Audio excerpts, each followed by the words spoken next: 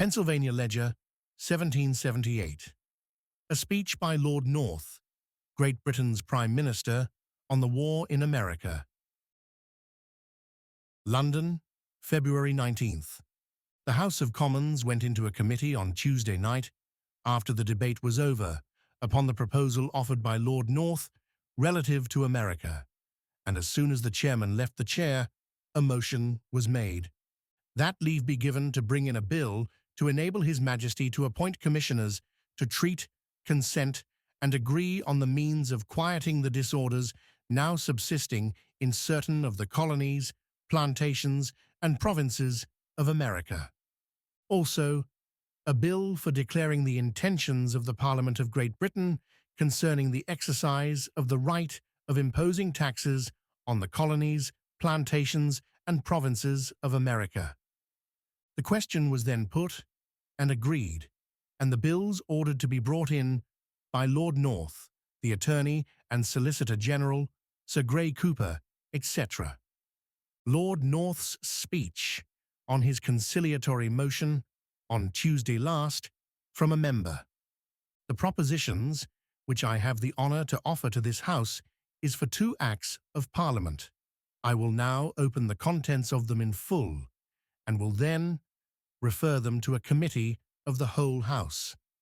At the opening of the present session, on the first day, during the debate on the address to His Majesty, I told the House that, in my opinion, terms might be made with the colonies, short of unconditional submission, and that the time of making them was the moment of victory. I said this, thinking that the victory gained by Sir William Howe was more decisive than it really was, and ignorant at the time of the disaster which has fallen on General Burgoyne's army. When the news of that melancholy event arrived, I was struck that the time of proposing terms was past, and that the first point to be done was raising of new levies and a new force. The consequences of that misfortune were unknown. The general idea was that the victorious army would march to Philadelphia, and that, flushed with victory, a general engagement might have happened which would have been decisive. I thought it necessary, therefore, to wait till the end of the campaign, till I had a knowledge of all the events of it.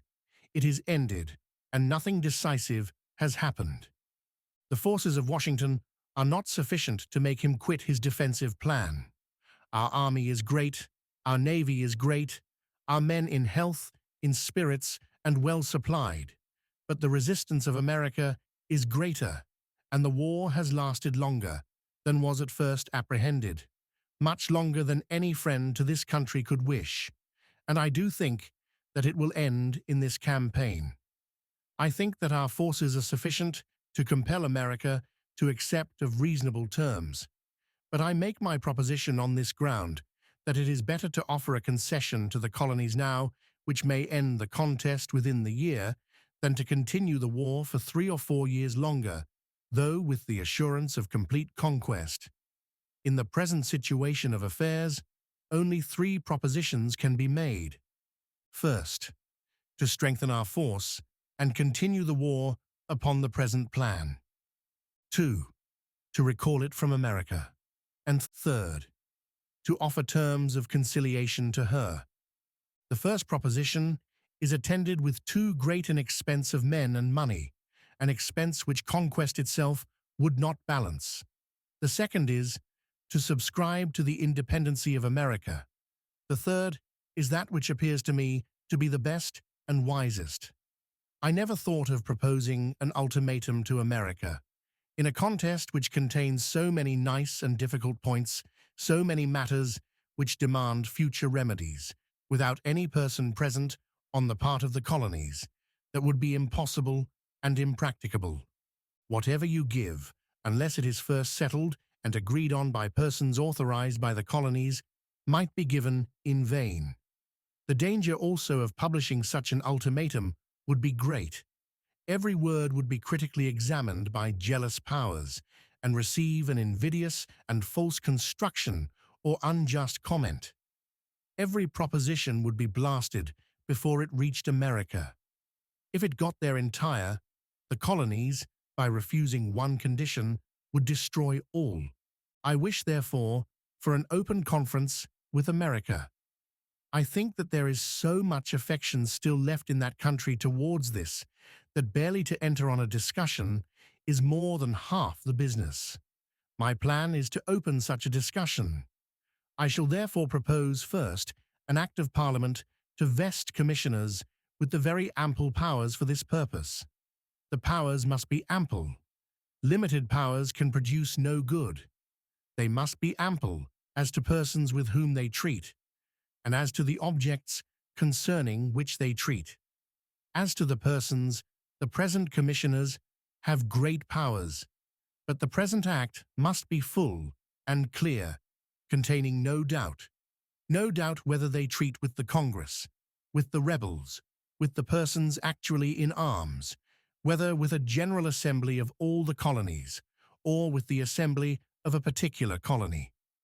The only rule to guide the commissioners must be whether the persons with whom they treat are authorized to do so. I shall therefore propose that such persons will be described in the most general words. There should be no etiquette. The time for that is past. As to the objects of the treaty, they should be as generally described. The commissioners should be enabled to treat on all grievances existing or supposed to exist in the laws of the colonies or in the statutes of this realm, on all matters, provisions, or things, and on all aids and future contributions to be furnished by the colonies. For I have reason to think, from the declarations of the colonies, that they are willing to contribute their share to the public support. This will make the tie stronger between us. Those who derive an advantage from a state ought to contribute to the burdens of it. The execution of these powers must receive the subsequent sanction of Parliament. But there are some points in which the opinion of the commissioners must prevail immediately, as the granting of general and particular pardons or a cessation of hostilities. They must have also another immediate power, more great and extensive, founded on the example of an act passed in the reign of Charles II, the power of suspending acts of Parliament. The colonies have demanded to be put in the situation they were in 1763. I doubt they will never be placed exactly in the same situation, but perhaps they may be placed in one not much less advantageous. The statutes since that year are many. Many of them are beneficial to the colonies, many necessary as to their dependence, as to trade, and many ought to be repealed. All perhaps should be revised. I would give the commissioners full power to take them all into their consideration and to suspend such as should be repealed. There is another provision, which is perhaps a matter of convenience only. They should have a power of appointing governors in these colonies where His Majesty was used to appoint them. I shall propose to limit the duration of this act to June 1st, 1779. If I was to stop here, the plan would certainly be defective. Defective in not offering an inducement to the colonies to treat with us. They must give up their claim of independency, but to induce them to do this, they must be certain of something fixed and decided, if it is necessary to hold out an inducement. To all the colonies collectively, it is equally necessary to hold it out to each colony in particular. Though some may not renounce their independency, some may, and it will not be said that if the commissioners cannot treat with all, they shall not treat with any. The colonies must have some other inducement than mere hopes. Before the war broke out, I offered a reconciliatory proposition to America. I offered it before the sword was drawn. The ground upon which I made it was that it was just the colonies should contribute to the support of government, but that their taxation by Parliament occasioned jealousies in them of our attempting to throw the burden off our own shoulders upon them, and of endangering the security of their assemblies. This proposition was unfortunate. It was rendered suspicious by the supposition of a variety of cases. It was misrepresented or misunderstood. I thought it necessary to show them that we were not fighting for taxation, for I never thought that such taxation would be very beneficial to us. The stamp was the best duty that could be laid, and even that would not have produced much, so great was the aversion to it. My intent of making this proposition was to prevent the war by preserving our rights and freeing them from their jealousies. In many of the assemblies, there was an inclination to have accepted it, but they referred it to the Congress. The Congress treated it as unreasonable and insidious and rejected it. War began, and my intention was, from the beginning, at the moment of victory, to have proposed the same proposition, in terms obviating all the misrepresentations and misunderstandings concerning it. The principal objections to it were: 1. That the colonies had a sole right of granting their own money. My proposition looked to a permanent revenue to be granted by them in the first instance. My idea was that they should grant their own money in proportion to our grants, rising and falling with them. 2. That it was unreasonable, because the quantity was not ascertained, but their contribution was afterwards to undergo the revisal of Parliament. This was not my idea. My intent was that their proportion should be settled, and being settled should always remain the same. 3. That it was insidious, because the ministry intended to get one colony to bid against another. I had no such intent. The Congress might have settled what each colony should offer. I will now hold out to the colonies a cessation of the exercise of taxation, and I will not subject it to any conditions or to the demand of any specific contribution. My proposition, therefore, is an Act of Parliament grounded on the jealousies of the exercise of the right of taxation, and on their declarations of their being willing to contribute, to take away this exercise absolutely, trusting to the negotiators of our commissioners for gaining contributions from the colonies.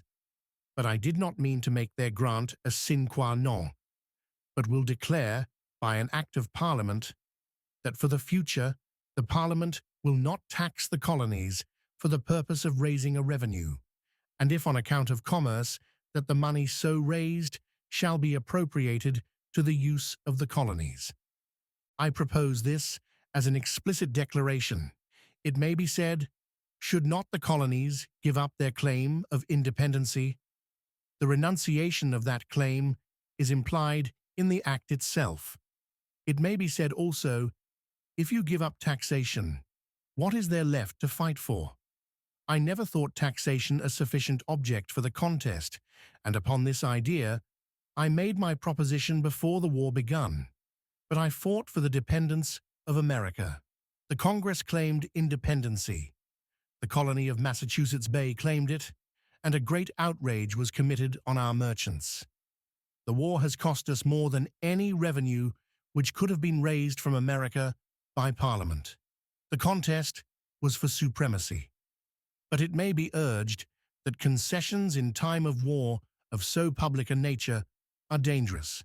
It is the misfortune of this war, involved in so many parliamentary points, to require public steps. The state of our resources is well known. This concession cannot therefore, in this respect, be prejudicial to us. Our army and navy are great. Our loss can be repaired. The necessary supplies can be raised, and our customs are not diminished. But why was not concession made before? I am willing that my past conduct should be inspected. I never proposed any tax. When I was unfortunate enough, for I will still use the word notwithstanding the use made of it, to be placed in my present office, I thought there was a gleam of hope that the colonies would return to their duty. My maxim was to say nothing about America, neither to propose or repeal taxes, neither to advance or secede, but to remain in total silence. But when it was necessary to give the East India Company a power of selling their tea in America, I did not think it right to repeal the tax. I, however, diminished it. A repeal would have been of no service, for America was afraid that the East India Company would undersell their smugglers. A monopoly was also urged. They had, in fact, the commodities cheaper than they had it before. If they deemed this a grievance, they were ready to make anything a grievance. When the war begun, I thought it necessary to accompany our forces with a Pacific Commission, and the commissioners were men of abilities, men of honor, men of a Pacific disposition, men trusted by America, who were the most likely to bring about a reconciliation. But this commission produced no effect because the claims of America were so distant. When the sword was drawn, why did I not make my proposition? I own. I thought that the war would soon have ended, and I should have made it had America been reduced to unconditional submission. But misfortunes, misconducts, or a greater natural force in America than was expected and which no man could foresee, have carried on the war to its present length. I will never own that administration has deceived the public in wanting to delude them into measures which they thought were ineffectual. The information laid before Parliament was full. Parliament had every paper necessary to found its judgment. No papers were retained, but those only which, for the sake of the writers, would have been dangerous to have exposed. But the deception is that administration said that in their opinion the war would soon be at an end. Our army and navy were great. Sir W. Howe's army was generally superior to Washington's, and General Burgoyne's army, when at Fort Edward, was stronger than the enemy's force. Parliament knew the force sent out as well as the minister. Ministry promised that the army should be supplied. The army has been supplied. Ministry promised to raise the money necessary for the services. The money has been raised. The public, therefore, has been deceived by the event. It may be asked, what is likely to be the effect of this proposition? The real effect I cannot say, but it is a right thing to endeavor to bring about a peace.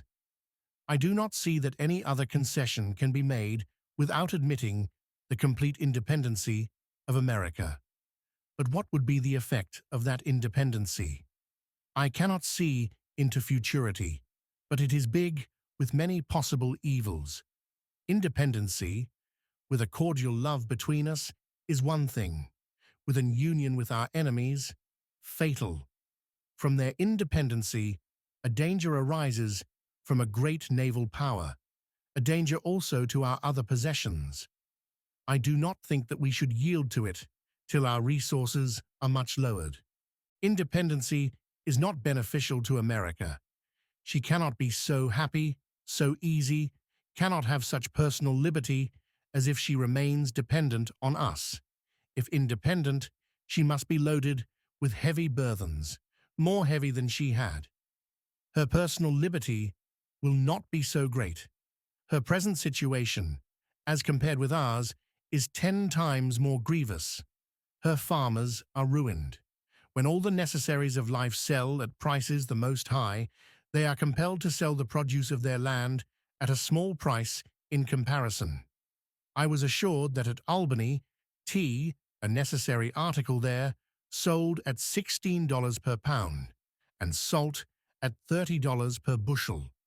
Thinking that men in this situation will be inclined to peace upon just and reasonable terms, I move house for leave to bring in 2 bills.